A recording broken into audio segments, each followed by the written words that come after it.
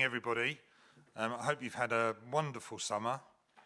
It apparently is the hottest on record. So there you go. I have to advise you all that this meeting is being recorded and it is live streamed via the Council's website. There is no fire test alarm set for today, so if the alarm does go off, it'll be a real alarm, and we need to exit the building as quickly as possible to the car park out the front. It's probably the safest way to go. You can all follow me, because I'll be straight out there. Members should be mindful that the high-performing loop system is sensitive to any type of noise in the chamber. Ambient sound from the chamber immediately prior to the meeting and during the open session may be picked up by the loop, and therefore councillors should conduct private conversations outside of the chamber. The loop will be muted at the close of the meeting. When invited to speak, you should press the button on your microphone unit to make it live. Please speak directly into the microphone and press the button again to switch it off once you have finished. That will be forgotten, and they can only have 3 of us speaking at one time, so when people start waving at you and pointing at the microphone, it's because you've forgotten to switch it off. Right then, item number 1 on the agenda is apologies for absence. Thank you, Leader. We have apologies from Councillor Catton and Councillor Cheen. Thank you, Rachel. Item number 2, declaration of members' interests. It's at this point I ask if any member has any interests that want to declare that they don't and haven't done in the past. Nobody wants to admit to drinking alcohol, because we're going to be talking about that later on. No, okay, good. Well, I do. Item number 3, announcements for the leader, executive councillors and executive directors. Anybody got anything that they want to add at this point? No. Brilliant. Flying through this. Item 4, minutes of the previous meeting held on the 8th of July 2025. This is to confirm the minutes of the previous meeting as a correct record, and the executive will sign the agreement. Has everybody seen the copy of the minutes?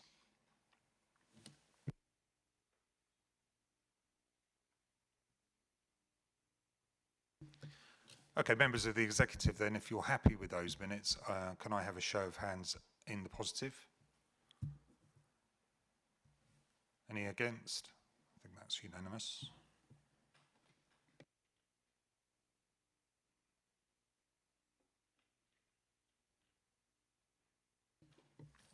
Okay, item number 5 is the North Hykeham Relief Road.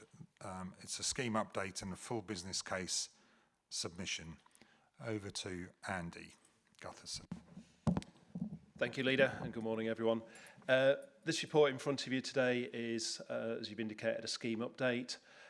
Brings everyone up to date in terms of the process we've been going through and some significant milestones that have been met, including the conclusion of the public inquiry into the compulsory purchase orders, the side road orders process. The scheme is at a point now where we need to submit our final business case to DFT. So the recommendations today are focused around the approval from the executive to go forward within that process. Obviously, some matters of detail, which Sam will go through in a minute in terms of clarifying what the business case now looks like and the costs associated with it and the related budget implications. You'll also see in the recommendations a series of delegations to myself in association with relevant executive members to maintain progress. I think the other thing that's worth flagging at this stage as well, there will be a further report for the executive to consider at a point where the business case is signed off by DFT and we come back seeking the final approval to award the final contract to proceed. Providing the timescales that we're expecting DFT to work to are met, we would expect that to be either late this year or early in the new year. So if I now just hand over to Sam, he'll bring you up to date with some of the matters of detail that are set out in the report. Thank you, and good morning all. So I'll take the paper as read, but I'll pick out some pertinent elements of it, including a little bit of background to it. So prior to this stage of wanting or seeking approval to submit the final business case, there's various processes that need to be gone through. Two of the key ones, the first one being obtaining planning permission. So the planning submission was submitted in October 2023, and that's a very large document encompassing things like environmental statements and all the kind of details and surveys that need to go into it. As I say, that was submitted towards the end of 2023, and that was granted in May 2024. Now, I think it's worth identifying here that of a scheme of this scale and impact, that the level of objection was very, very low, both from statutory consultees and non-statutory consultees. And I think that sort of evidence and reinforces the general support of the scheme and the benefits from it. Following the planning application, the next stage in the process is to acquire the land. So that's done through two legal orders, one called the compulsory purchase orders, which acquires the land, and the other one is the side roads orders, which establishes or alters the highway rights to that. And they tend to go as one sort of process. We launched that or started the process after planning, and the orders were published, and it goes through a consultation period.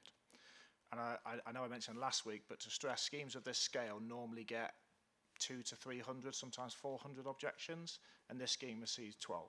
So again, reinforces the positive nature and the lack of objection around it. And of those objections, none of the objections were fundamentally against the principle of this scheme. It was more the details that were within it. Although even one objection will trigger the need for a public inquiry, which took place in July. So the public inquiry started with 5 of the objections already removed, and by the end of the inquiry, a further 5 were removed. So there was only 2 objections by the end of the inquiry, both of which didn't attend the inquiry, nor provide any written sort of evidence as what their objections are. So we're now in the process where the inspector will write their report. My indication is it should be finished about now, and then that report will be issued to the Secretary of State to make the decision whether to grant the orders or not. I will not and cannot prejudge that outcome. It's inappropriate to do so. However, from what I've just outlined, we're confident, I think is the right word, of the orders being confirmed. But we hope to find out later this month, sort of middle to end of September. The next stage, and almost the last stage of getting to the point of starting the works, is then the submission of the final business case, which is what this paper is seeking approval for. You cannot submit the final business case until a number of activities have been completed, which is acquiring the land, hence the compulsory purchase orders, having planning permission, hence the planning before that, and various other steps. So this is the earliest stage, which is why we're coming now to seek approval to do so. Subject to the final business case, that will then confirm the rest of the 110 million. The council has already drawn down about 19 million of that 110 million to prepare the scheme to this stage. So this, as I say, this paper's seeking that.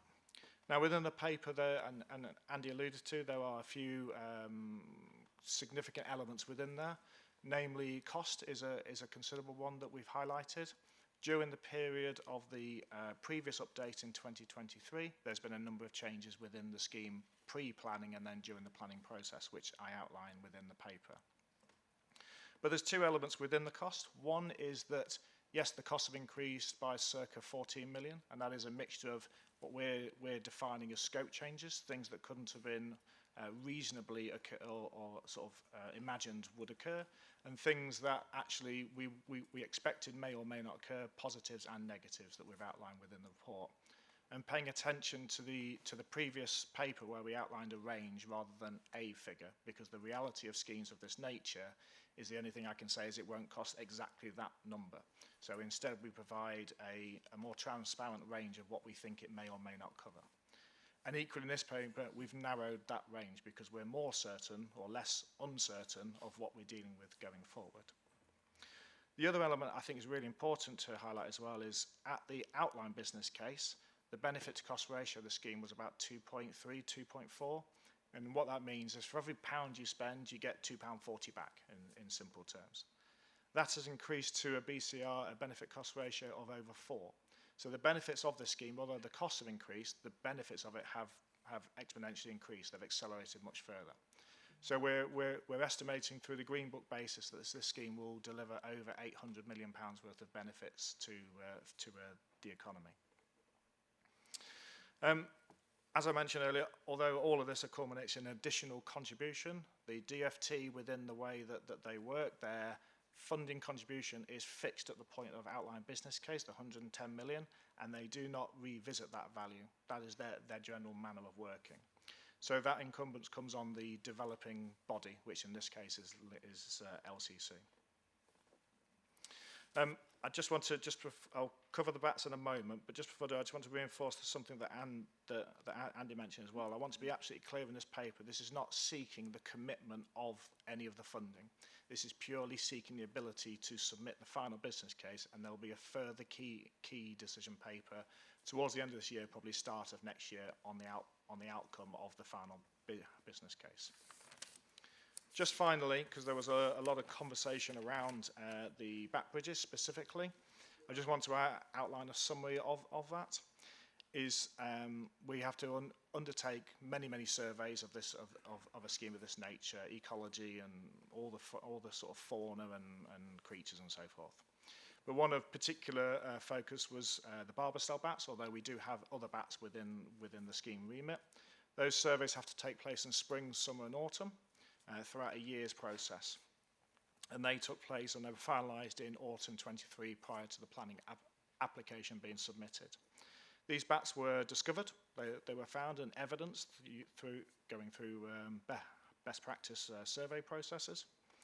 We then provided a measurement of risk mitigation against securing planning permission or not, knowing that the planning authority has manners of which they're working, advised to work, manners of the Habitat Act of how they protect against it. So we looked at the risk mitigation of putting mitigation in or not. The general guidance is looking at, first of all, avoidance. So can you avoid it completely, which we can't. They exist, they are there, as is the scheme. The next process is to mitigate the impact, which is what we did. The final is compensation, but that's very complex and very expensive.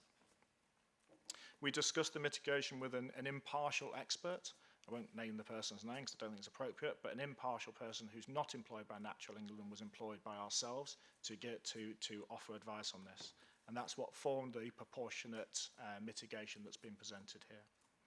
We then discussed those plan proposals with Natural England to make sure that is sort of broadly what they're expecting, or they have sort of red flags pointing up, which they didn't, and then we submitted the planning application.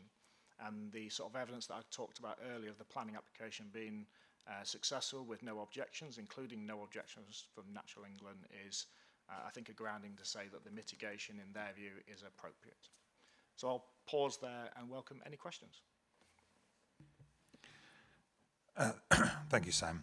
Yeah, I think there might be some questions. Anybody got any questions from the executive? Councillor Brooks. Thank you, Chair. Just on the bats, it sounds a bit batty to me. So they were found before the planning went in and they were put in as mitigation. So why is it now coming up that we've got an extra 4 million to fine for the tunnel and the bridge? And if Natural England are so supportive of that, can they contribute towards that rather than expecting the taxpayer of Lincolnshire to pay it? Thank you.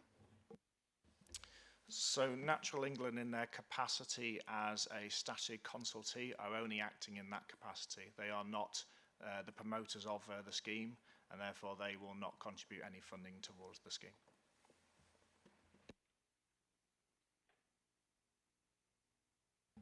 And the first question was why is the extra money now if it was already in the plans in 2023?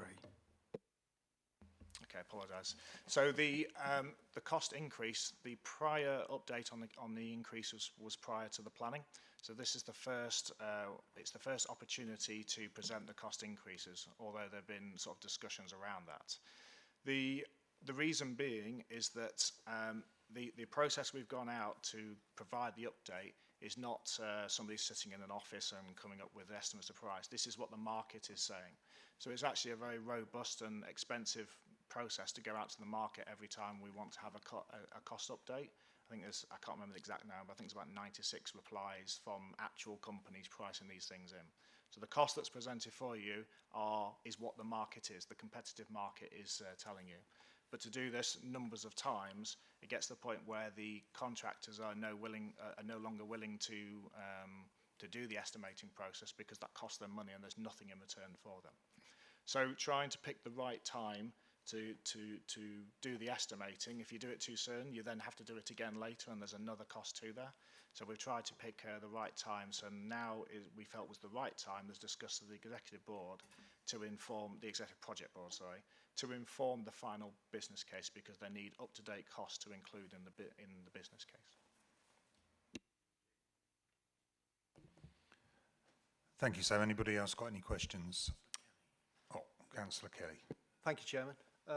Sam, when was the last time somebody went out on the ground to actually look and verify and validate the outcomes of the report? And, you know, when was the last visit most recently to see if there had been any changes to this bat habitat, etc., and if they are still there, to confirm they're still there?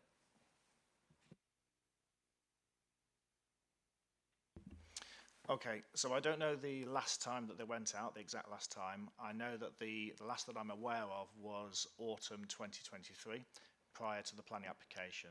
That's then relevant for it sits in statute for a 2-year period, which takes us to this state.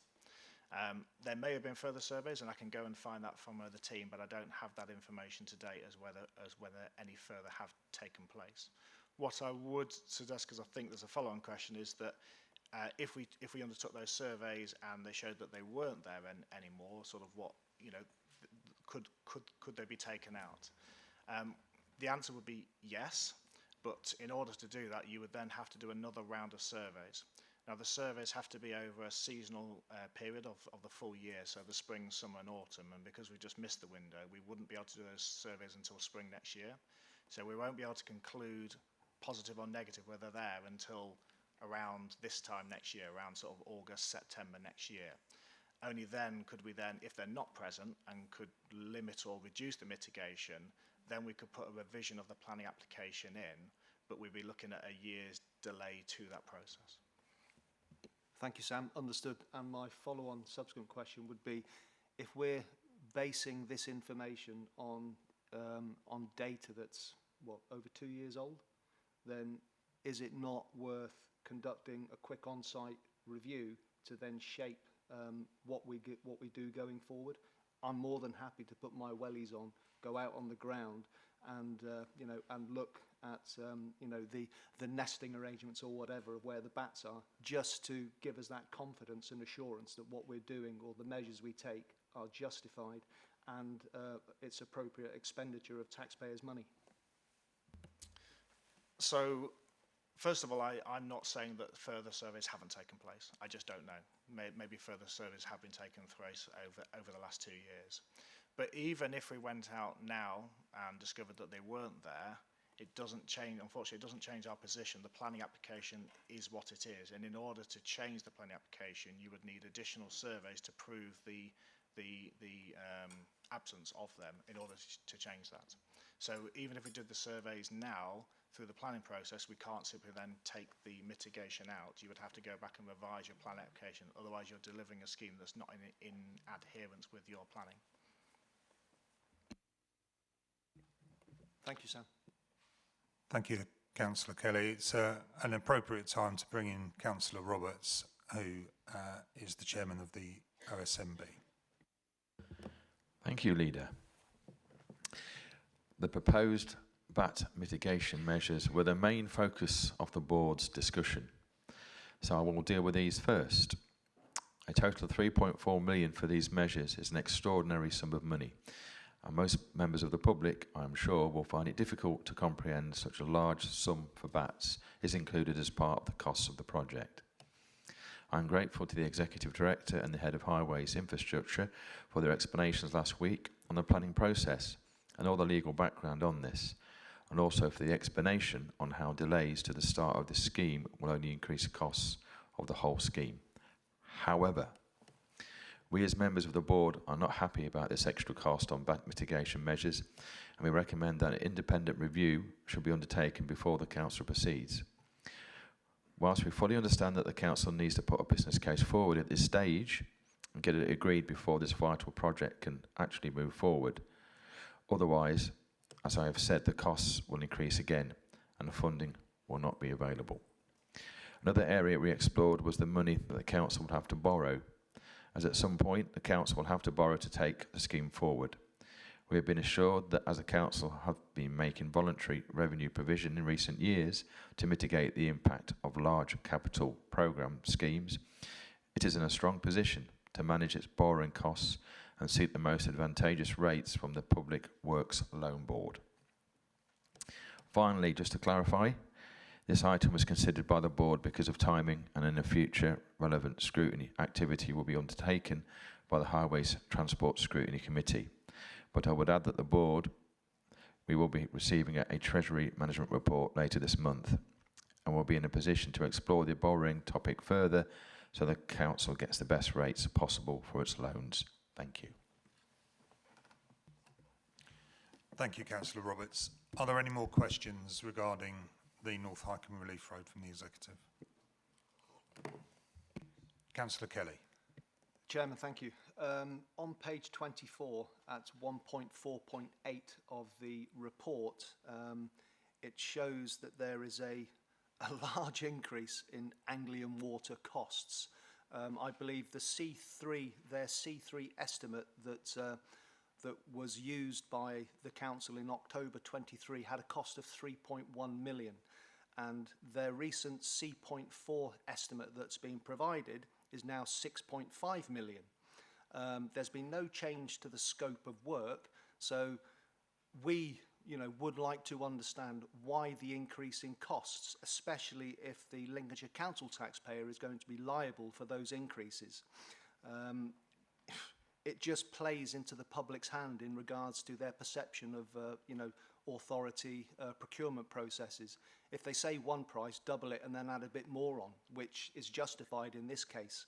So what I would recommend is that a meeting take place here in Lincolnshire between yourself, Chairman, and other stakeholders and the CEO exec of Anglian Water to discuss this increase in costs, to justify it, and also to look at other matters where Anglian Water's activities impact on Lincolnshire's opportunities for growth, development and productivity.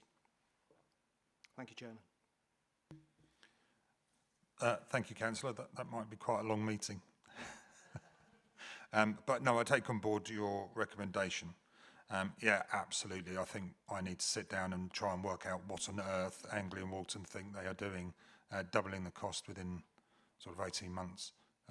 It beggars belief, if I'm honest. So there might be a legitimate reason, but it is not, or we are here specifically, mainly to try and mitigate the cost to the taxpayer of Lincolnshire, and if we can cut that back down to what it was before or close to what it was before, I think we're doing our job there. Any other questions? Councillor Oliver. Thank you, Chair. I think it's clear that there are a few discrepancies here with the Anglian Water, the BATs, and I feel like there are some answers to come back in order for us to be clarified on this situation. I think my question is, considering we are awaiting the outcomes for the objections in terms of the compulsory purchase order, and that doesn't seem as if it's going to come to light until end of September, whether or not we can defer this in order to make these inquiries and get some more answers for clarification for the executive before we actually go ahead with this decision. Thank you.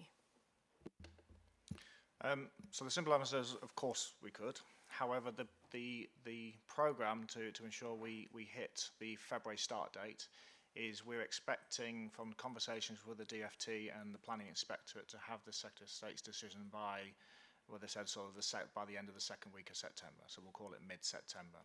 The intention of having this decision and our programme is based, is that we get the decision on, I don't know, the 15th, and we submit the final business case on the 16th. We are already drip feeding all of the 5 cases or the dimensions of the business case to the DFT. They've been receiving those and making comments for the past 4 months to try and streamline the review of the final business case process. To defer this to a month later will cause more delay to that process and jeopardise the start date. I can't say with confidence, of course, that we will get the orders back by middle of September, and therefore there will be or won't be. But we can provide clarity on these issues. But again, I would reiterate, we're not asking the council to commit to these fundings, purely the submission of the final business case, which actually gives us to the end of the year before we submit or we come back for a further key decision to let the tender to the contractor. We've got all that time period to go through these as we continue to do so. By submitting the final business case does not fix these processes in. For example, the Anglian water costs.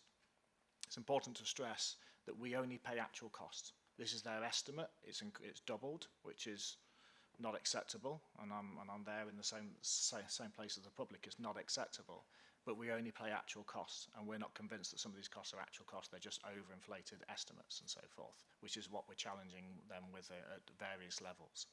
But again, to defer this, it would defer, I believe, would build in risk to the delivery of the start date and the programme of the scheme, but we still got the flexibility between now and the final key decision to explore these areas further.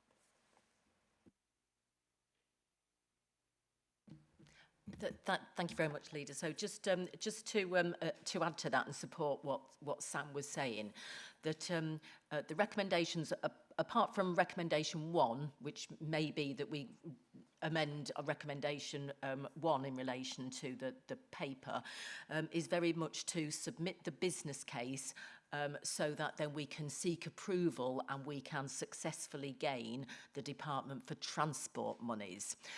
In relation to the council's monies, then that would need to come back for a further recommendation. Now, in the recommendations on the paper, recommendation 1 is to recommend that the council, through its budget setting for the capital programme, provides the additional financial contribution of just under £14 million for the scheme. Clearly, one option for the executive would be to make an amendment to that and ask for a recommendation that is delegated to the leader of the council or the portfolio holder in terms of recommending for the budget setting for the council scheme, and to delegate that particular point outside so that you don't lock the executive into that.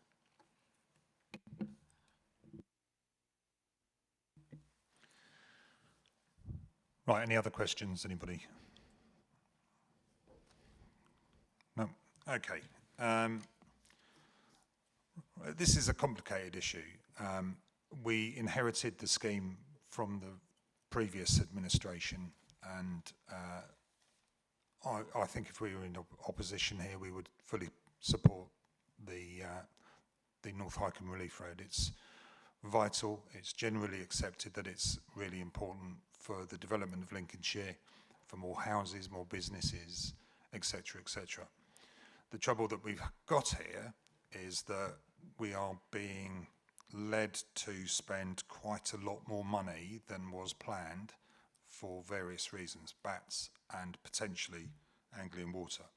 And I take on board the idea of meeting with the CEO of Anglian Water and trying to get to grips on that, and understand, Sam, that what you're saying is that not necessarily the 6.4 million, I think it is, will be spent by Anglian Water. They've just for some reason decided to cover their bets, as it were.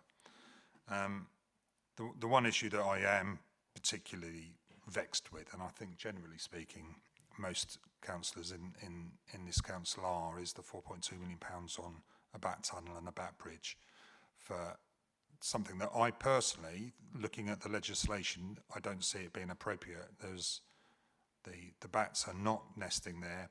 It is not part of their normal habitat. In fact, they've never been seen this far north before. So I have concerns about this. And I think what we will do is, as recommended by the Chief Executive, is to, as long as we get voted on here, but delegate item number 1 of the recommendations to me, and I will set Sam off to investigate what we can do about it. Understanding that the Prime Minister himself has stated that they don't do this sort of stuff anymore. So we're getting guidance from the government about bat tunnels, etc. I think we are at the moment stuck in between guidance from the government and actually the legislation being updated by the government. And I don't think it's appropriate for us to just sign off on £4.2 million worth of taxpayers' money when I think probably in a couple of months' time that will have been changed anyway. I've asked the Member of Parliament for Boston and Skegness to bring this up in Parliament, and I will write to the Environment Secretary to seek clarification on their behalf. But in the meantime, I think it's wholly appropriate to delegate item 1, but to continue with the rest of the items so that we can proceed with the business case. So, how do I do that? What I would suggest, looking at Nigel there frantically, that recommendation would be amended to say that the executive recommends that the leader of the council considers additional information regarding the cost from Anglian Water and the bat mitigation before the council confirms its budget setting process, confirms its budget setting for the capital programme, and then agree whether the additional financial contribution of 13.989 million for the North Highcombe Relief Road scheme. So I'm not going to repeat that. So for the executive then, can I have a show of hands, please, for those that support that? So I'm going to recommend that. Can I have a seconder, please? Thank you, Councillor Gibson. Can I have a vote then, please? All those in favour? Any to the contrary? Abstentions? No. It's carried unanimously then. So, Sam, can I ask you to investigate further, see what we can do? My personal preference is the taxpayer shouldn't be paying for it, no matter which department pays for it. But if we can get the government to pay for it, then so be it. If that's the only way to get the road on the go, as it were. Yeah, happy to look into options available and come back to you, Leader. Thank you very much.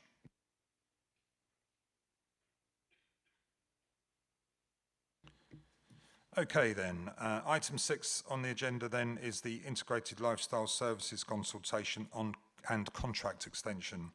Over to Martin. Thank you, Leader. So Lincolnshire County Council, like all upper tier local authorities, receives a ring-fenced grant from the Department for Health and Social Care for services which are focused on improving the health and well-being of our population. The current financial year, that amounts to about £39 million. The Department of Health and Social Care prescribes some services, so there are some services that must be delivered. Those include, for example, the health visitor service for children between the ages of 0 and 5 and the NHS Health Checks service. But the large majority of the funding is available for the discretion of the local authority to determine, so long as the services are primarily focused on improving the well-being of Lincolnshire residents. Again, like all local authorities, this local authority is under budget pressure, and therefore it is necessary for us to ensure that all of the available funding really is used for the best effect for Lincolnshire people. One of the discretionary services that the public health grant funds is the Integrated Lifestyle Service, which is in public branded 1U Lincolnshire. This provides a range of lifestyle services focused on helping people to maintain a healthy weight, to support people to stop smoking, to increase their levels of physical activity, and to ensure that they are consuming alcohol in a sensible manner. The service currently receives £2.7 million from the public health grant. our local NHS provide a further £500,000 because of the impact that the healthy weight services have for people who are preparing for operations. And then we receive a further £1.1 million from the Department of Health and Social Care as part of a ring-fenced smoke-free generation grant as part of the government's attempts to eradicate smoking entirely. The current contract for the Integrated Lifestyle Service finishes shortly. Indeed, it's due to finish at the end of the current calendar month. And this is therefore a good opportunity for the Council to take a step back to consider whether this is the best way for the Council to spend the funding that is available to it. Essentially, it's an opportunity to reflect. So the report that's in front of the Executive proposes a public consultation to gather the views of Lincolnshire residents about the priorities for healthy lifestyles, and also to gather views about people's experience of the Integrated Lifestyle Service as an existing service. And in order to enable there to be time for that public consultation to be undertaken, and then for consequences of any decisions to be made, we'd be looking for an extension of the current contract for a further year. So the intention would be to bring the outcome of the public consultation to a meeting of the Executive in February 2026, and then the proposed extension would give time for any changes after that to be implemented smoothly. I should note that in terms of the consultation, we are working on a stakeholder list and a question list. Those are being finalised at the moment. We have been developing a robust process for that public consultation. We've also agreed, subsequent to recent conversations in scrutiny, that we will bring a report on the Integrated Lifestyle Service to the Adult Care and Public Health Scrutiny Committee in December of this year, and of course then the report that would be coming to the Executive in February would come to that same Scrutiny Committee towards the end of January next year.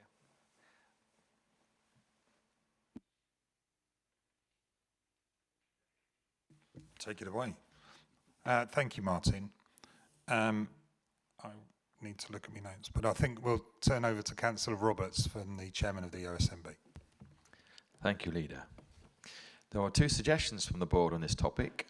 Firstly, the board emphasises that everyone should, on the whole, take responsibility for their own lifestyle and their health and well-being, so that public expenditure is put to good use and is not wasted unnecessarily.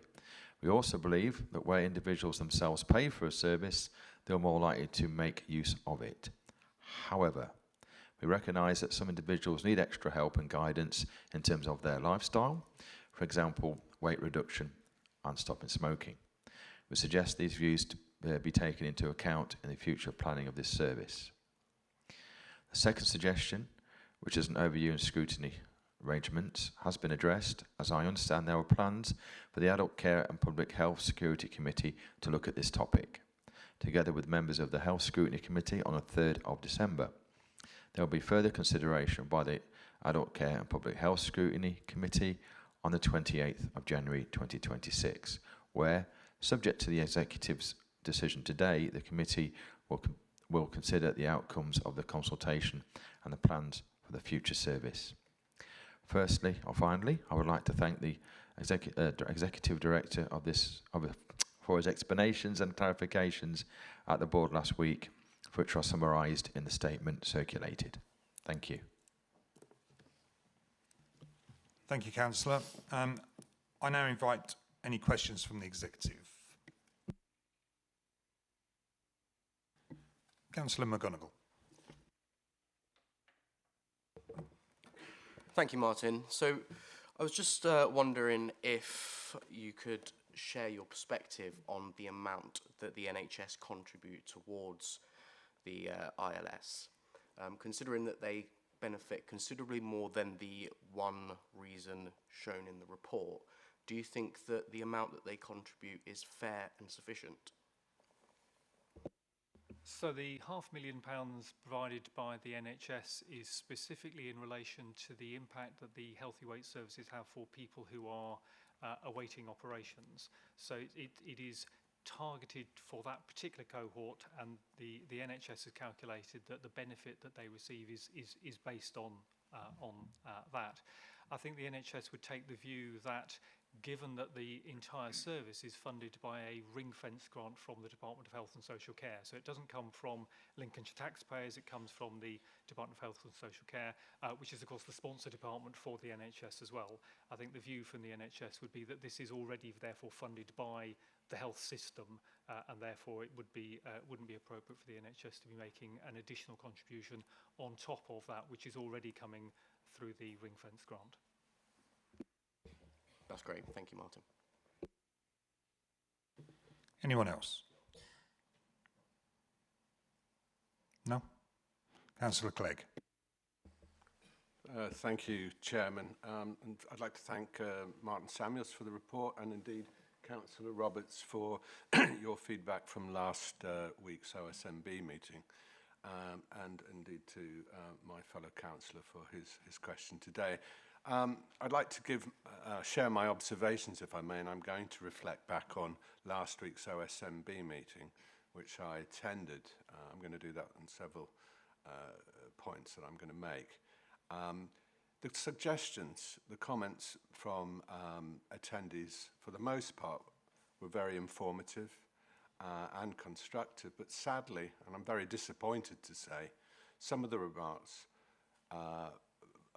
from opposition members, not all, I admit, but some, came across as predictably political, but more importantly for me, regretfully, unimaginative and unambitious. Now, the recommendations we have in the report before us today, it reflects this administration's stated ambitions, which is to ensure that every pound of taxpayers' money is spent as wisely and as cost-effectively as possible. The report acknowledges, of course, that there are cost pressures facing not just this council, of course, but councils throughout the country. But it is not focused on cost cutting. I emphasise that point, excuse me. But what it does focus on is helping us as a council decide how best to use the available funding to improve the health and well-being of the people of Lincolnshire. And indeed, coming back to last week, contrary to the assertions raised, we are not rushing through these recommendations. And indeed, just to put it in context, within about 4 weeks of the new administration, we decided to actually extend the existing service, which was due to expire then, to the end of this month. So that's a further 3 months than was originally planned. And we're now seeking to extend it by a further 12 months until the end of September of 2026. And I think that very clearly proves that we're not rushing things.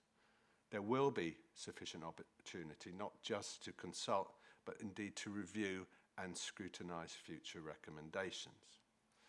And I have to say I totally disagree, again going back to last week's OSMB meeting. I'm actually, if I'm honest, a little bit offended by the sceptical suggestion made last week that the consultation process is effectively a foregone conclusion, or that, and I quote, "There's something wrong here." I don't think there's anything wrong about undertaking a thorough consultation about how best to use public health funding. And if these recommendations are approved today, the first thing I'm going to do, and Martin Samuels mentioned the consultation process, but I'm actually going to instruct officers to ensure that these consultations obtain the views of as many different groups as possible, including young people, the frail, and the disadvantaged. So in summary, I'm very confident that the recommendations to go to consultation will help us deliver future services and will not only prevent ill health and tackle inequalities, but these are delivered in the most targeted and cost-effective manner. So on that basis, Mr. Chairman, I'm very willing to propose acceptance of the recommendations 1 to 6 of this report. Thank you. Thank you, Councillor Clegg. Yeah, we're going to scrutinise lots of things, and some things will get changed, some things will get accepted as being the best possible use of the money that we receive from the taxpayer. Get used to it. So we've had a proposal. Do we have a seconder, please? Thank you, Natalie Oliver. So, Councillor Oliver, rather. I therefore invite the Executive to vote as per the proposal. All those in favour? Anyone against? That's carried. Unanimous.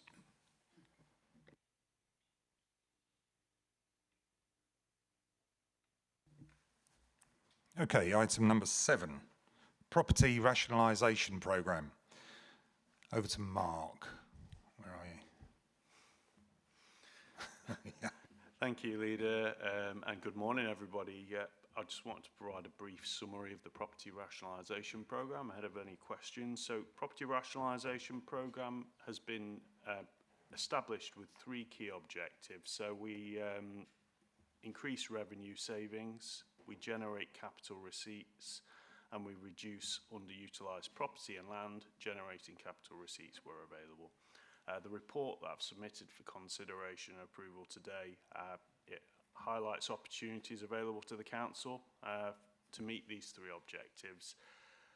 This totals 76 properties where either a disposal, options appraisal, review, or even a separate strategy will be considered at a future point in time by decision makers. That covers aspects such as windmills and travellers' sites. If the proposed programme were fully realised, then a total capital receipt generated would be in the region of £16.6 million, and the revenue saving would be £1.6 million per annum. The list will be added to over the course of time by the work that corporate property undertake. So we have service asset management plans, which review the use of council properties by services, looking for efficiencies and making sure if there are any, we add surplus property to the rationalisation programme. As with area reviews, where we review property holdings throughout the districts and make sure that we do the same. The recommendations are within the report. I'd welcome any questions that are available, please. Thank you, Mark. I will now invite Councillor Roberts once again to pass on the recommendations from the OSMB. Thank you, Leader. I'm presenting this statement on behalf of Councillor Sam French, the Chairman of the Growth Scrutiny Committee. The Growth Scrutiny Committee had a detailed discussion on the Property Renationalisation Programme, which is indicated by the length of the scrutiny comments, which are found on page 59 to 61 of the agenda pack. In summary, the Growth Scrutiny Committee supported recommendations 1, 2, 4, as set out on pages 52 of your pack. However, the Growth Scrutiny Committee suggested revised wording to recommendations 3 and 5. The committee suggested the recommendation 3 should read, the authority to take all decisions necessary to dispose of the properties identified in the Property Rationalisation Programme as disposal planned, including determining the terms and conditions of each disposal and the entering into of all necessary legal agreements, remains with the Executive Councillor for Growth, and that these decisions that meet the threshold to be key decisions will be treated in accordance with existing processes and procedures identified in the Council's constitution.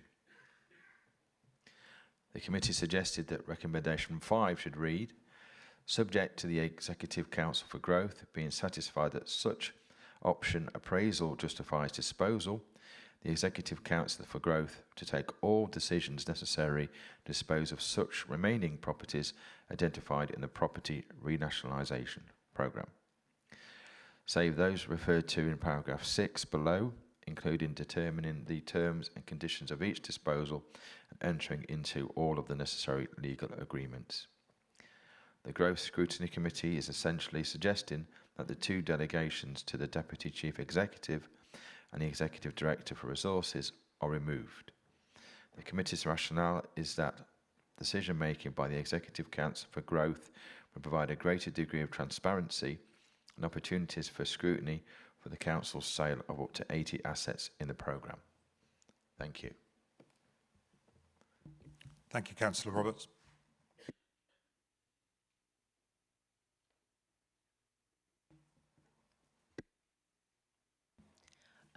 Thank you. Just to confirm that again, my understanding is that with regard to the changes in relation to the recommendations, is that those are already in the Constitution delegated to Andrew Crookham in his statutory role. So does that mean that on the recommendations that we'll be voting on in a moment, they don't need to be changed from this? Or? That's correct. It's already in the Constitution. Okay, thank you. I now invite any questions from the Executive. Councillor Oliver. Thank you, Chair. Less of a question, more of a statement. I just wanted to congratulate Councillor Kelly for actually bringing such a forward-looking document to scrutiny. It's never happened before.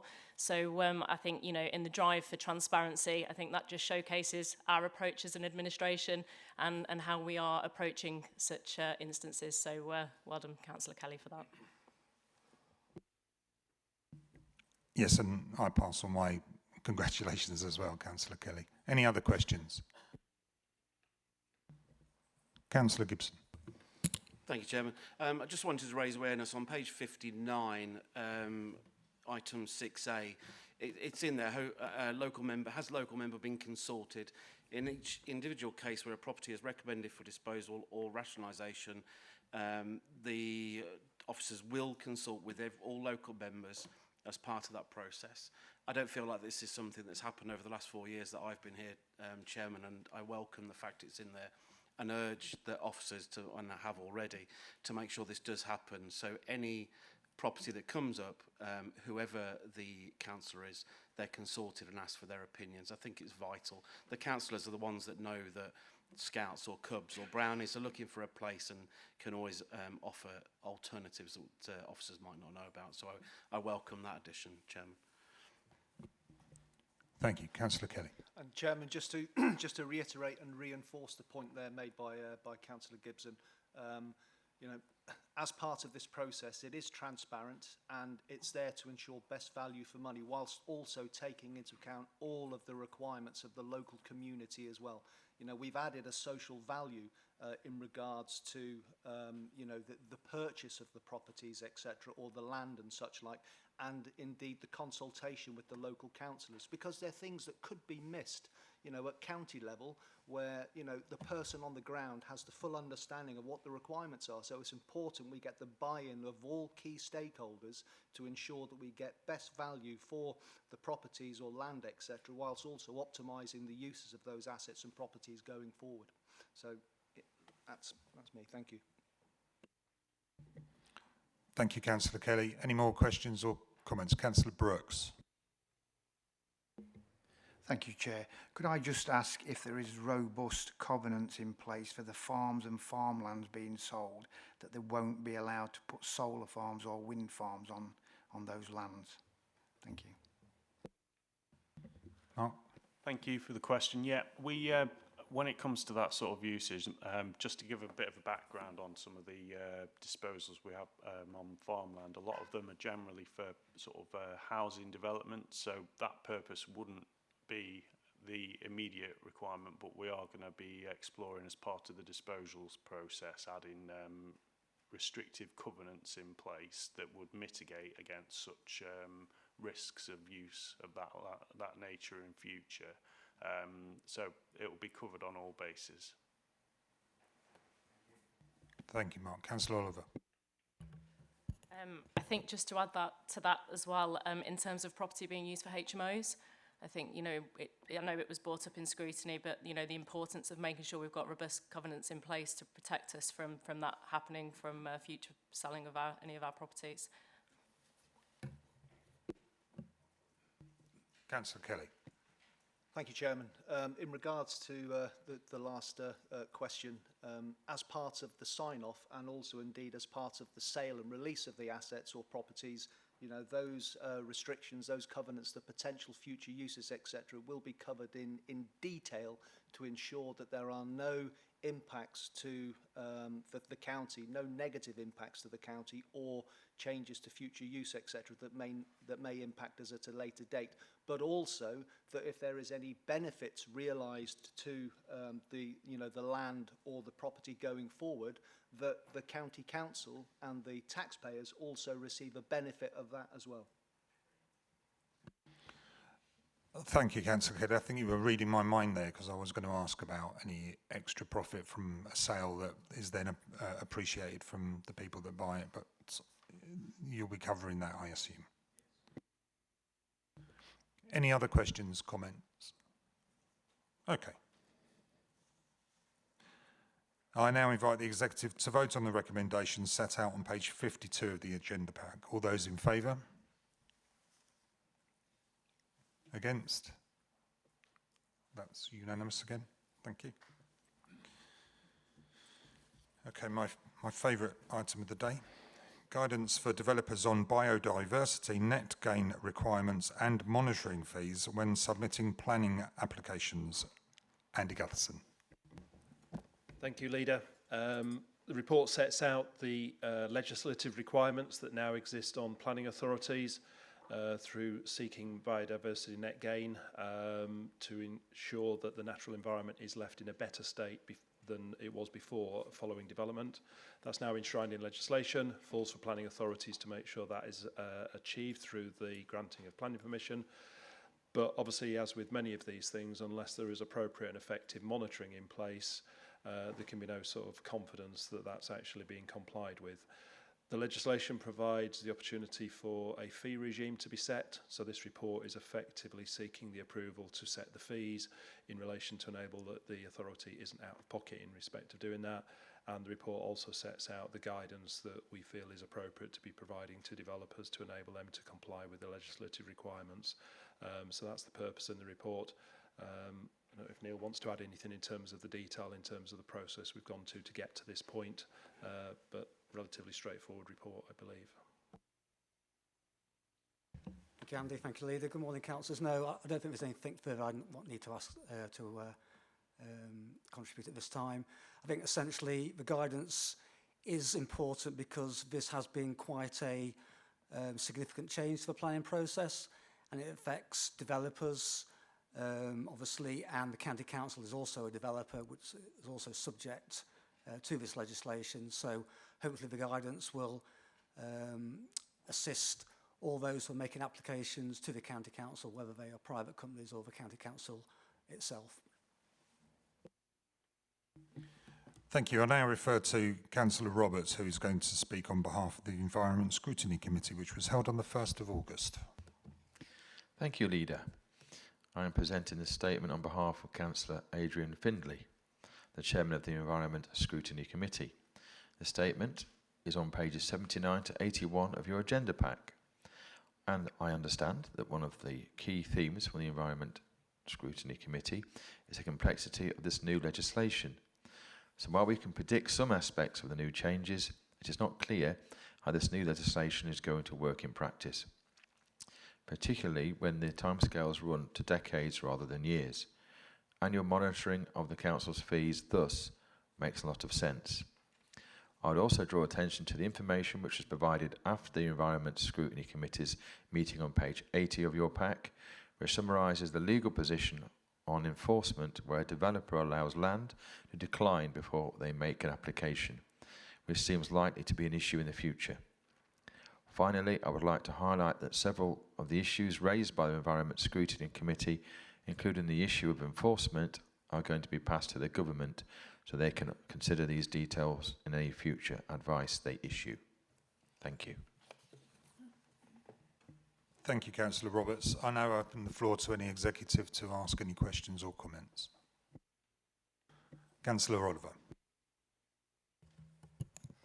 Thank you, Chair, and thank you for the reports. My question is on page 75, table 1, the comparison of B&G monitoring fees charged by other local planning authorities. We look at Leeds and North Yorkshire, and they are not constrained to a range. They go from their lowest range and then bespoke for major sites. Why are we constrained to a certain range? Why can't we leave it open and have a bespoke consultation for larger sites? Thank you for the question. I think what we've tried to do is we've basically looked at what we feel the costs will be to undertake this monitoring, and we've recently updated our charge out fees, and we've basically worked on a calculation of the number of hours that we feel the monitoring would take, and then using that figure to calculate the figures that we've come up with.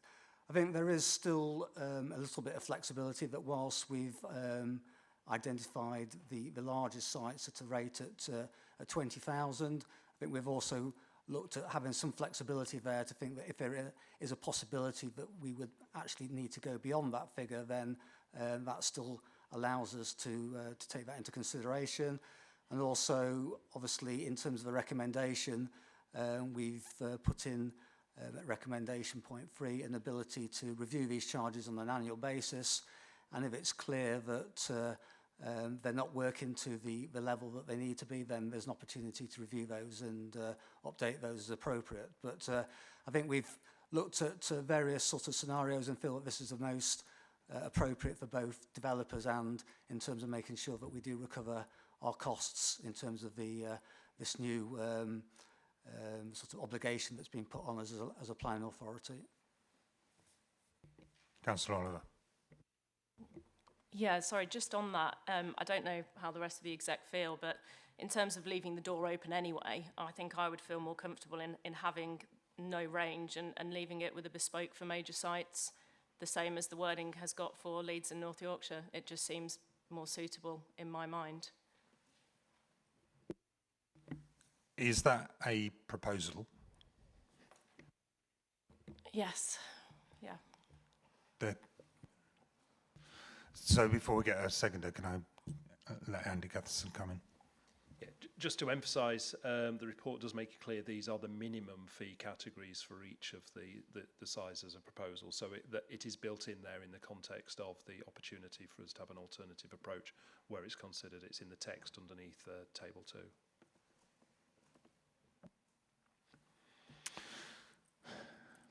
I tend to agree with Councillor Oliver. I don't know why it's a very odd number as well.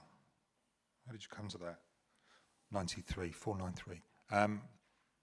Councillor Brooks. I'd just like to second Councillor Oliver's proposal. Okay, so the proposal is to change very slightly the wording on the local planning authority BNG comparison from 3,416 to bespoke for major or large sites. Can I have a vote then? All those in favour? All those against? That's carried unanimously. And Neil, if I could ask you to amend that for us, please. Thank you. It just gives us a bit more of a range, and I think we are in agreement. Councillor Kelly. Apologies, sorry, Chairman. Just for transparency, if we're going to be asking these charges, are we going to be providing the chargee with a breakdown of costs to demonstrate our costs, etc., so that there is full transparency of the cost mechanism? Yeah, I mean, I think in terms of the requirements that we need to do is we will undertake monitoring at various periods of time, so it's after 5, 10, 15, 20 years, and then once we've done that monitoring, we will provide a report back to the developer to show whether we think they've undertaken what they need to do, and if they haven't, then obviously we'll make them aware of that. So we do, at the moment, in terms of monitoring mineral sites, where we do charge for that, we do provide a breakdown for developers so that they understand where their money is going, and they can see, hopefully that they are getting value for the contributions that they're making in terms of the information that they're getting back from us. So the principle of that breakdown being supplied will be carried through with this recommendation as well? Yeah, we can certainly make them set out exactly what they will be getting for for the charging that we're taking place, the monitoring that they'll get, and also they'll get a report to confirm whether that they are complying with the requirements or not. And if they're not, then we'll explain to them what they need to do to make sure they do get themselves into compliance. And what we're doing in the not too distant future is updating our enforcement plan, our local enforcement plan, which is going to come to the executive shortly as well, to show that if developers don't do what they're supposed to be doing, then there's a mechanism there to get compliance. Thank you for that, Neil. And just to reinforce the point, as I said, it just demonstrates the level of transparency between us, the council, and the end user as well. So much appreciated. Thank you. Councillor Clegg. Thank you, Chairman. If I could just draw people's attention to page 74 and 75, reference resource requirements. The third paragraph of that section refers to, it says, when implemented, the fee structure proposed above is likely to result in adequate income to meet the requirements of appointing an additional ecologist. I'd actually like reassurance that it will cover the cost. I would not us to be in a situation where we recruit somebody and their costs are not covered. Thank you. Yeah, certainly the way this has been set up, and it also does not just involve Town and Country Plan Act monitoring, it also involves monitoring of NSIPs as well. And we're confident that putting the two together in terms of the contributions that we will get from NSIP developments as well, that we'll have more than enough resource to cover for the costs of undertaking this monitoring. Thank you. Thank you very much. Okay, so with that, that's not an amendment, is it? Was it? Proposal.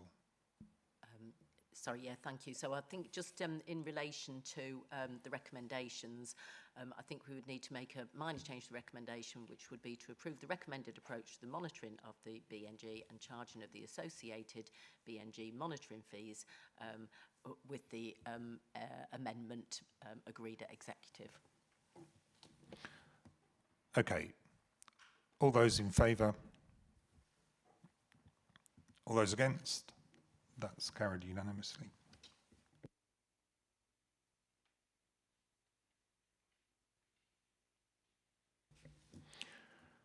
Okay, item number 9 on the agenda then is the Lincolnshire Youth Justice Plan 25 to 28, and I hand over to Heather. Thank you, Chair. This paper is asking the Executive to support the Lincolnshire Youth Justice Plan for 2025 to 28 and to recommend it for approval at full council in September. This plan ensures that we are compliant with the Youth Justice Board requirements and also with the Crime and Disorder Act, and it secures funding for the delivery of Lincolnshire's youth justice services. Our youth justice services have been judged outstanding, and this partnership plan outlines how the council will continue to work with key partners, including the police and health, to ensure that that high performance continues. It has the support of the Lincolnshire-wide partnership, and I'm going to hand over to Andy Cook to take you through the highlights. Thank you. Thank you. So yeah, just in terms of the Youth Justice Plan for Lincolnshire, I guess one of the first things I'd probably highlight is it's a lengthy plan, and there's a couple of reasons for that. One of the reasons is the sort of prescribed nature of the content, which is set out by the Youth Justice Board in terms of all the things we've got to include within it, which are some of the pragmatics, such as structure, funding, and resources and so forth. But I think another element of why it's so detailed and comprehensive, I guess, is the scope of the offer to children and young people in Lincolnshire, and it is really broad, and I think Lincolnshire's at the absolute forefront of that offer for children and young people. So the plan was presented to the Children and Culture Scrutiny Committee. It is, as Heather says, a statutory document that ensures our compliance with the grant conditions as set out by the Youth Justice Board. So just to highlight, the funding arrangements for the service are obviously come from a number of different streams, including the local authority, but also the Ministry of Justice via the Youth Justice Board, and also support through the Police and Crime Commissioner funding as well. It is, as it says, it reflects a 3-year plan which sets out the ambitions of the service, and it sets out also its key priorities for the coming years. And alongside those priorities is some of the innovative work being undertaken to support those priorities, which is really important to see. As we say, it builds upon the outstanding HMIP judgment in 2023. It reflects a child-first approach, which is really important to us, and it's ultimately very ambitious for the children and young people in Lincolnshire as well. I think what I'd want to do is to highlight the strength of partnership working, because obviously the statutory nature of the Crime and Disorder Act instructs partners to come together in terms of tackling crime and reducing offending, particularly in working with young people. And obviously the success that we have within Lincolnshire couldn't be achieved without those key partners. So thinking of key partners such as obviously Lincolnshire Police, partners within health and probation, as well as children transition into adult services as well.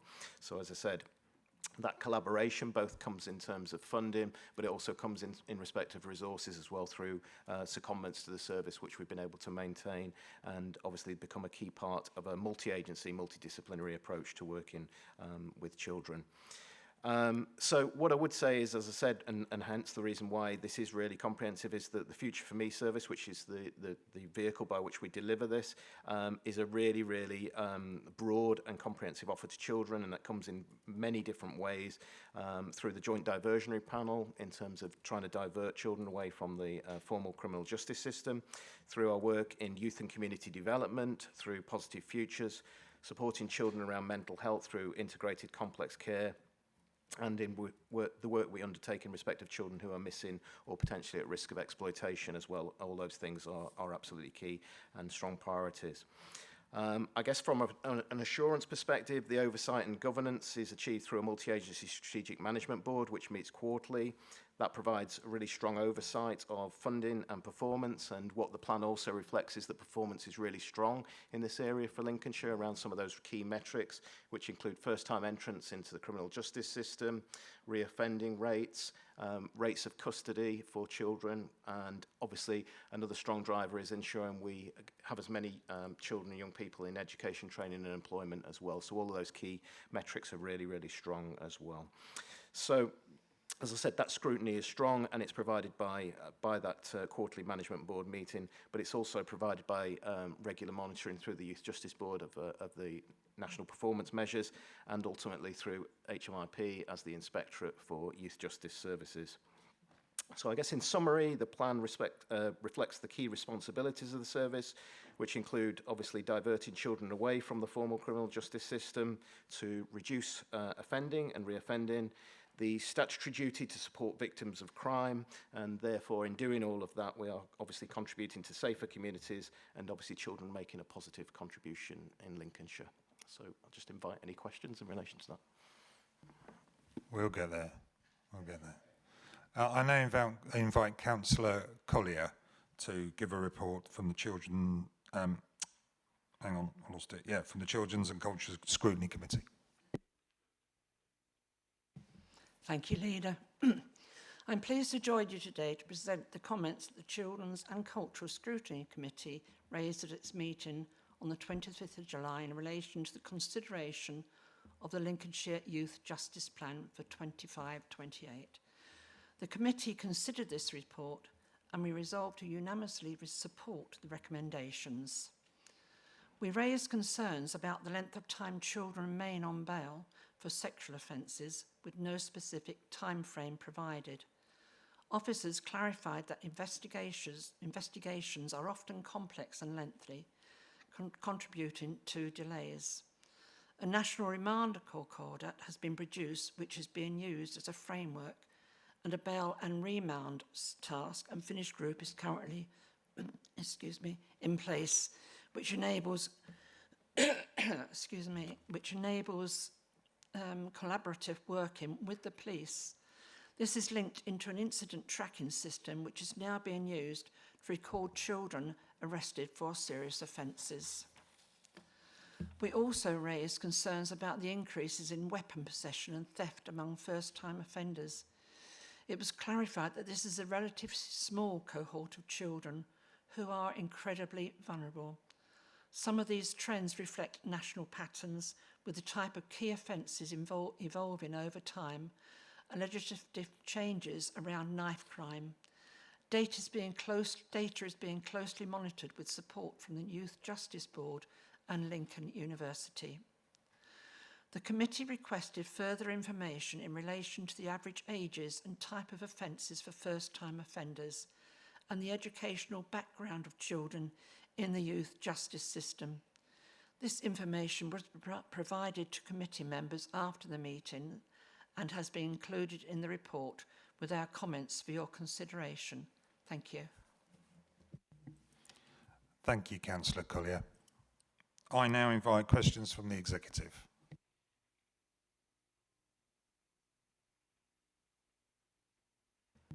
Councillor Oliver.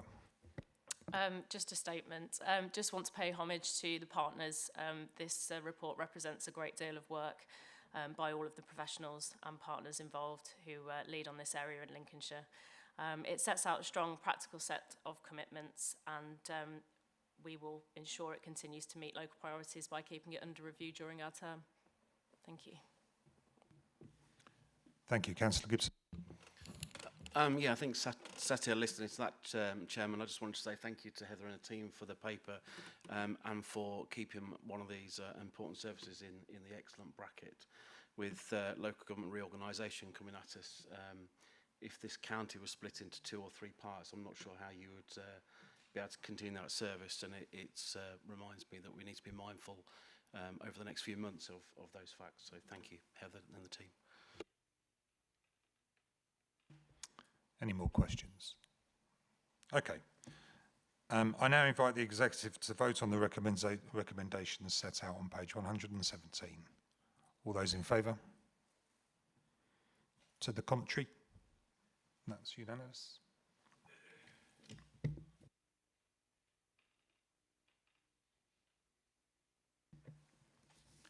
Okay, item 10 on the agenda then is review of financial performance 25-26 first quarter. Over to Michelle. Thank you very much, Leader. So the report provides an early forecast of our expected revenue and capital spend against the budgets that were approved for the current financial year and based on current activity and anticipated activity. The report also provides an update on the financial planning process for future years and an overview of the fair funding review that the government has been consulting upon.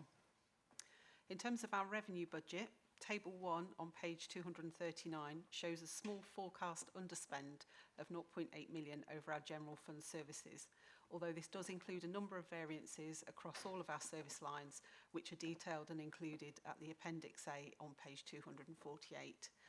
It's probably worth noting that the table highlights that we are forecasting an overspend on the dedicated schools grant element of the budget of £20 million, driven by the pressures of the high needs block. This position will be ring-fenced as a deficit reserve position as per the government statutory override requirement, so will not be bleeding into the general fund position. In terms of the capital budget, Table 2 on page 241 provides an update on our capital programme, which had planned for £286 million of investment in the current year. The table also sets out our external funding and borrowing requirement for the programme. The overall spend forecast is mainly in line with budget for the year, but there is an increase in the use of external funding available and some slippage in the borrowing, which is a consequence of that. The report also highlights the pressures in the overall scheme totals for the costs of 2 of our major road schemes, which are Grantham Southern Relief Road and North Highcombe Relief Road, the pressure of which will fall into future years.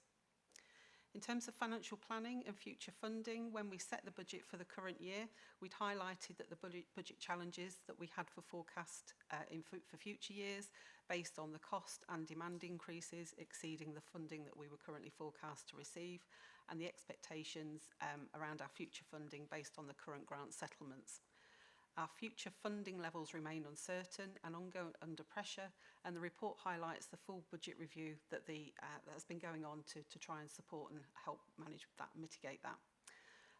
We're also aware that you'll also be aware that the government has been undertaking a fair funding review consultation to look at how they fund local government and local authorities. The premise is that the government are seeking to update their assessment of relative need for each council and compare that to the ability to raise funding locally, and will assume local council tax decisions will be maximised as part of this calculation. To determine any gap, they will look to simplify and consolidate different funding and different grants. The consultation from government's now closed, but we will not get explicit outcomes of that until the settlement's received in December, and clearly a lot of process to go through for the government in terms of challenge, which I assume there will be from other sectors in the local government against and supporting of the reforms that the government's putting in. When that happens, we'll look to notify and inform members of the outcome of that fair funding review. It'd be helpful, I think, to have a briefing for all members to help them understand what the outcome of all of that is as we go into the budget setting process in February. So happy to take any questions on the report or any comments. Thank you. I just realised from what you were saying that my Christmas might be a bit different to the last meeting I've had. We'll go to questions in a minute. First of all, I'll go to Councillor Roberts, who will talk to us about the presentation from the OSMB. Thank you, Leader. Last week, the board explored the full range of the subject matter presented in the quarterly financial update, right from the revenue expenditure to the capital expenditure, including some of the planning for the council's budget next year. I will not reiterate the explanations given in the board statement to some of the issues raised, which have been circulated. However, I would like to highlight the suggestion from the board that the leader of the council works with the leaders of other county councils to ensure that the outcomes of the government's fair funding review, which are currently looking favourable for Lincolnshire, remain as they are. There's a real risk that London boroughs and other urban councils who have a track record in lobbying the government will push for a greater share of the government funding, which will leave Lincolnshire worse off. As the report highlights, there is an expected shortfall of 25 million on next year's revenue budget. So any further reductions will be bad news for Lincolnshire residents. Finally, I would like to thank the Assistant Director of Finance for her explanations and clarifications which are included in the document circulated. Thank you. Thank you, Councillor Roberts. Yes, it's a challenge. We're doing really well at the moment. We just need to get it pushed over the line, and the sooner we have that funding settled and agreed, the happier I'll be. It takes up a fair chunk of time. I now invite any questions from the executive. Councillor Kelly. Thank you, Chairman.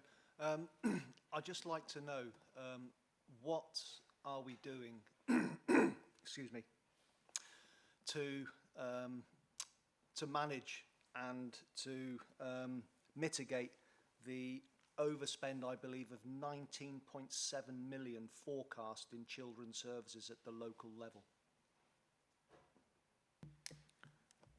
Heather. Thank you, Chair.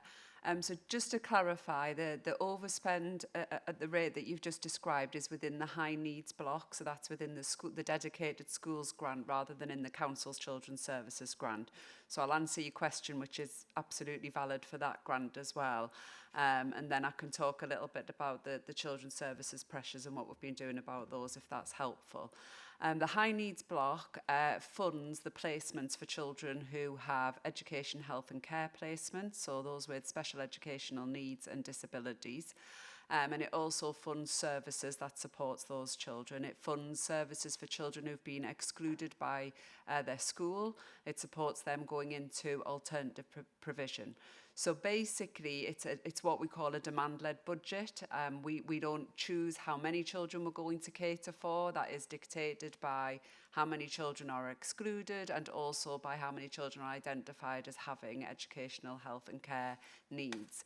And we have seen nationally a really rapid increase in the number of children with educational, health and care plans, and unfortunately the number of children who've been permanently excluded from school. And Lincolnshire has experienced that rise as well.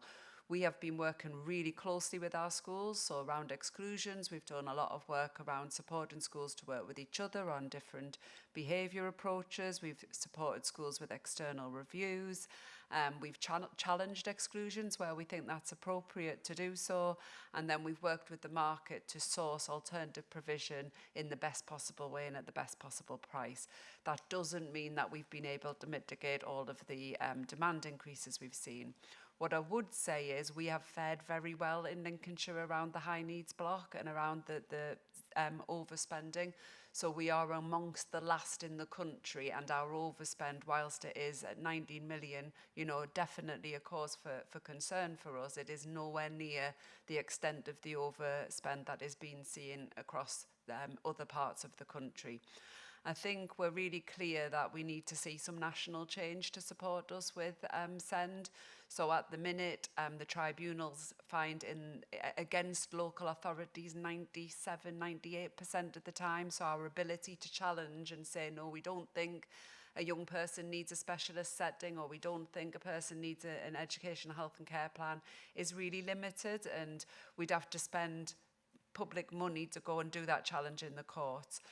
So I think that is definitely an area of challenge, and I think it's linked to another area of challenge around transportation. So when we have to place children further away, that impacts on the home to school transport budget. And I think we need to see some support to our mainstream schools so that they're able to meet a broader range of needs. What you have seen and what we have brought through, and what Councillor Oliver has asked us to plan going forward, is we've brought through the mainstream hubs, so really looking at how do we support schools in their local communities to meet a wider range of need. What does that look like? And then how do we go further on that strategy so more children across the whole of Lincolnshire can have that put in place, and what is the extra support that needs to be seen. So it is concerning, Councillor Kelly. I completely agree. I feel like we are performing in comparison to others relatively well, and we will continue to strive to be innovative and make sure that every child in Lincolnshire has their needs met in the best place possible, which is as close as home to possible, and with the specialisms wrapped around the mainstream schools wherever that will work. So that's the high needs block, Chair. Do you want me to talk a little bit about children's services as well? Always. Always, okay. So in Lincolnshire, again on the children's services block, so that's more coming over to our social care side of things, and certainly with regards to financial pressures, it's coming over to our children in care placement is our key area of pressure. Again, I know it's not much comfort, but we benchmark really favourably in this area. So we bring less children into care, and the costs of a placement in care are lower than seen nationally. And we deliver that value for money while still delivering outstanding services, which I know is really important because these are really vulnerable children. However, despite that high performance and that value for money, we haven't been immune to the pressures that have been seen nationally. And again, very much similar to the children with special educational needs, the cost for children in care placements has risen steeply nationally, and we've seen that rise in Lincolnshire as well. And whilst when we did our budget setting, we did factor for some of that, we have seen that really increase, and we've seen a significant shortage of placements, which means providers can sell that placement to who they want at higher prices. So that's become a real challenge for us. So in Lincolnshire, again, we've worked proactively to mitigate the impact on the council. We've strengthened our fostering capacity. We've introduced a new website that means anyone who's interested in fostering can be taken straight into a supportive process, and we can show them what that can be like. And again, I'll take the opportunity in this public meeting to say fostering for Lincolnshire is a fabulous thing to do to help us meet the needs of some really vulnerable children, and we're really interested in talking to anybody who's interested in fostering for us. We've also been really looking at specialist foster caring and what we can do around that area. So that's about really thinking about developing a group of foster carers who have more specialist skills, who we do more advanced training with, and who meet the needs of a more complex group of children to prevent them having to go into children's homes, and that we put some wrap around those foster caring homes, and we'll be bringing those proposals forward. We're also planning options to strengthen our in-house residential. So we want to look at a short stay children's home, which isn't about a forever placement for a child, which is always our goal, to get children settled in a forever placement. But this is about doing an intervention with children and young people who are in crisis and working with them a bit more intensively before we move them on, and hopefully be able to put them in a placement that is closer to a family setting, such as a foster care placement, rather than a really complex out-of-county placement. We would like to try and address those needs in-house first. And we're also undertaking an analysis of how we really quickly identify children who are at risk of coming into care and work in a preventative way with them. I think, having said all of that, I'm really confident we're doing an awful lot to mitigate these cost pressures. I think there is no doubt this will continue to be an area of cost pressure for the council, and I think it will be one which needs to be factored into the budget setting process. So, you know, in terms of being realistic, what we can do before that budget setting process is limited when you accept that we're already performing really well in this area. Thank you. Thank you, Heather. The passion is always appropriate and welcomed, especially for fostering. I'll make a couple of points. First of all, there's a white paper on special educational needs and disabilities going into from the government going into Parliament in November. Councillor Oliver and I have had meetings with members of Parliament regarding this, explaining the position that we find ourselves in and the importance to get special educational needs and disabilities sorted. It cannot continue as it is. We really want to be in the changing of the approach that we do with SEND. I think we're also arranging a meeting with the MP for Lincoln, Hamish Faulkner, who's quite keen to talk to us about that as well. So hopefully it can be a cross-party approach to dealing with SEND, because at the end of the day it is vital for all our children that this is looked after and dealt with appropriately. And you're right, if we continue in the route the way we're going, we won't be the first council to go broke, not by a long way. So things will have to change. And I hope that the government is aware of how, I'm fairly certain that the government is aware of how important this is. I'll say one final thing, two final things. Firstly, 98% rejection on our appeals is crazy. We don't even appeal really now, because it's more expensive to fight an appeal and lose it, which is 98% of the time, than it is just to let the odd one or two get through the hoop. That is crazy. That needs addressing. And finally, and it may sound a little harsh, but the reality is, if everybody's special, then nobody's special. And we need to start considering the range where children are special. I know all of my children are special to me, but that doesn't mean they need special educational needs. We need to review that and think about better ways of assessing what children are requiring needs and which don't. Councillor Kelly, you wanted to say something? Yeah, just one other question, if I may, Chairman. It's a child's future is, I would imagine, is far better if that child goes through mainstream school. And I don't know what the records are in regards to the success rates, etc.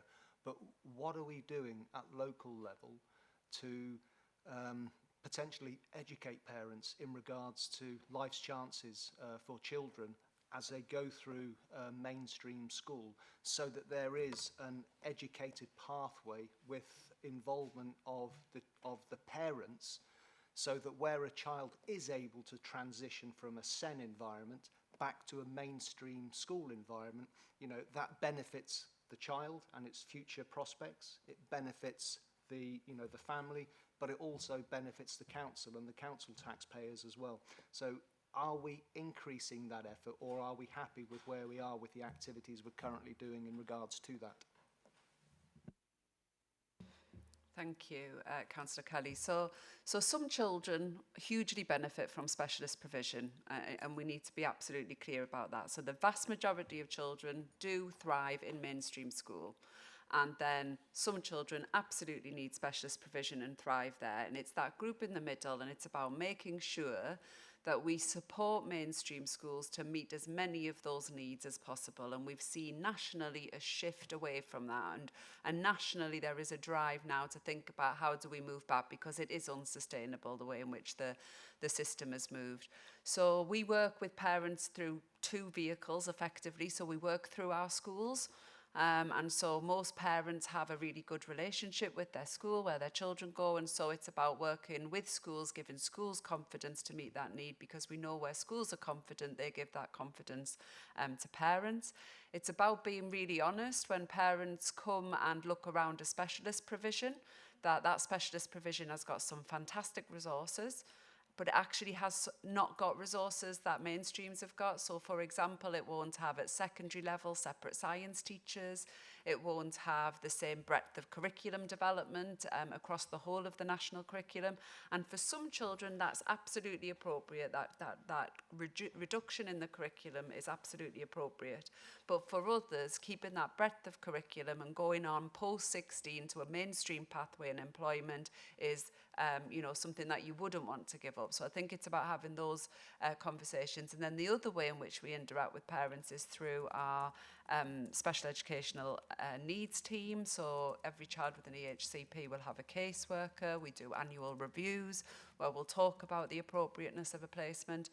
I think when we see those national reforms, I think we will need to think about what the council needs to look like to work with schools to deliver those reforms more effectively.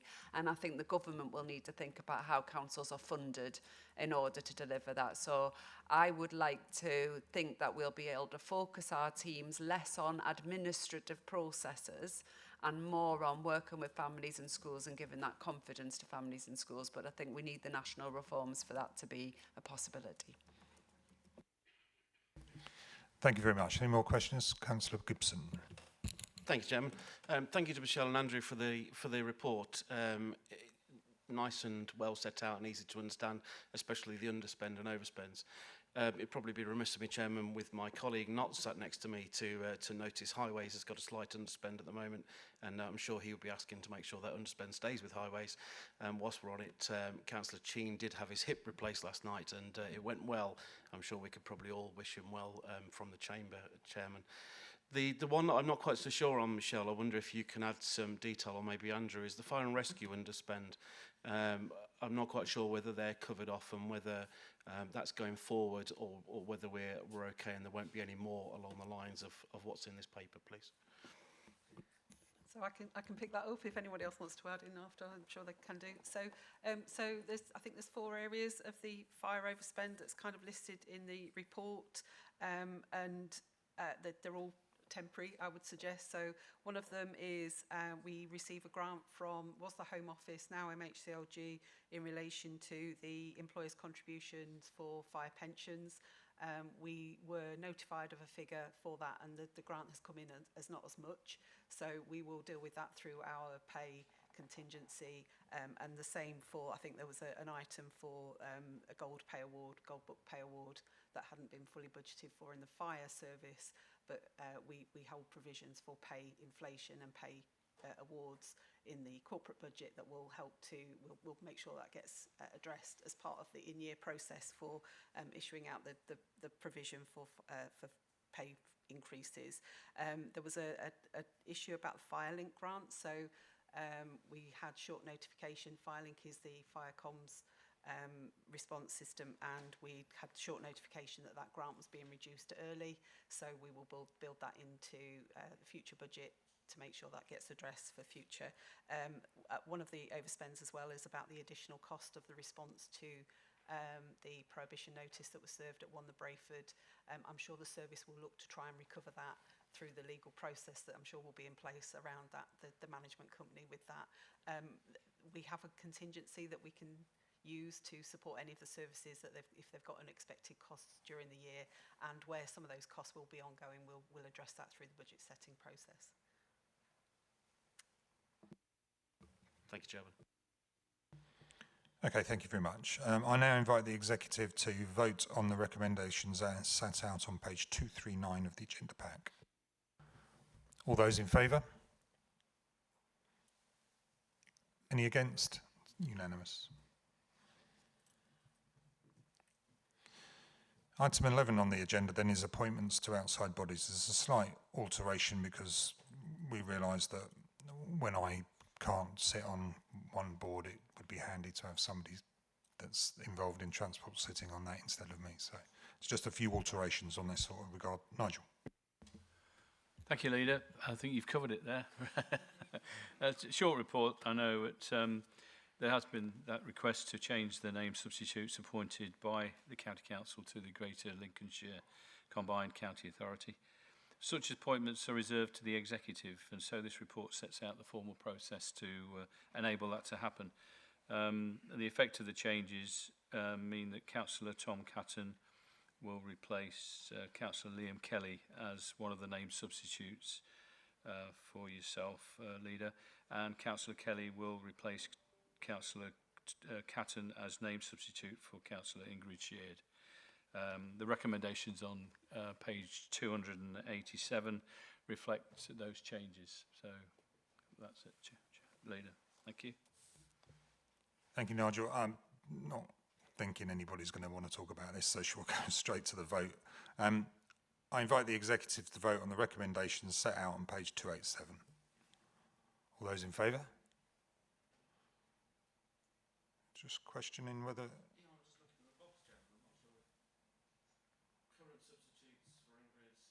Could you just do your mic? Apologies. I was just looking at the box. Current name substitutes for Councillor Sheard is Councillor Catton and Councillor Cheen, and the new name substitutes are Councillor Kelly and Councillor Cheen. Should that not be me?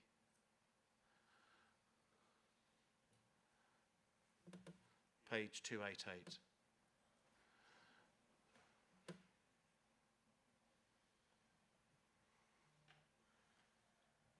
Or have I got that wrong?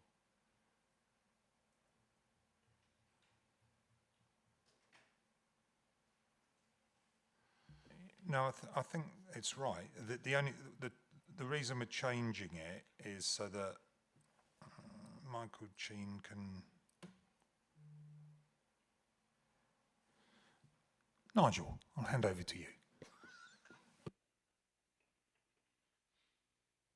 Well, the request has come from yourselves, so I'm a little bit at a loss here. I thought that Councillor Gibson was a substitute for yourself, and changing Councillor Kelly to Councillor Catton with Councillor Gibson for yourself, and that Councillor Kelly and Cheen would be the substitutes for Councillor Sheard. I thought that was the proposal. No, the proposal was to have Councillor Cheen as my substitute, so that when I'm not sitting in the transport board, he can sit in my place because he is the transport executive. Apologies, Leader. If you outline that now, we can get that decision right. So, if you read this amendment, it's basically an amendment. If you can read that out, we'll make sure that this vote is taken. It's correct. So, for yourself, the current name substitutes are Councillor Gibson and Kelly. They will be the new name substitutes will be Gibson and Cheen. Yeah. Gibson and Cheen. Thank you. And Councillor Sheard, the current substitutes are Catton and Cheen, and they will be Gibson, Catton and Kelly. Catton and Kelly. Yeah. So with those amendments agreed? With those amendments agreed, I'll just run through that vote again. All those in favour? Any against? That's carried. Thank you, Chair.